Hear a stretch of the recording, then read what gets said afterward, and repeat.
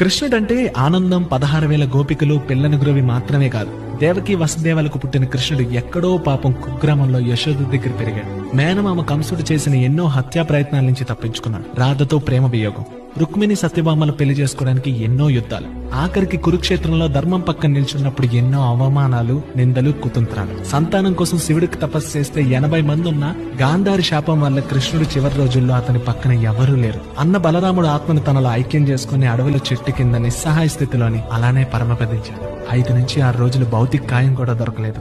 అంతెందుకు, త్రేతాయుగంలో రాముడు వాలిని చెట్టుచాటు నుంచి చంపితే ద్వాపర యుగంలో అదే వాలి కాస్త వేటగాడిగా మారి కృష్ణుడిని చంపుతాడు. అందుకే కృష్ణుడు కర్మను నమ్ముతాడు. కృష్ణుడు జీవితాంతం కష్టాల్లో మనిషి ఎలా బతకాలో భగవద్గీత చెప్పిన గురువు, ద్వారకను నిర్మించిన ఇంజనీర్. కృష్ణుడి జీవితం అంటే గోపికలు మాత్రం కాదండి, కష్టాలను దాటిన ఎన్నో ఘట్టాలు, కన్నీటి బొట్టు దాల్చకుండా చివరి వరకు చిరునవ్వుతూ ఉండడం. ఇది కృష్ణుడి ఫిలాసఫీ.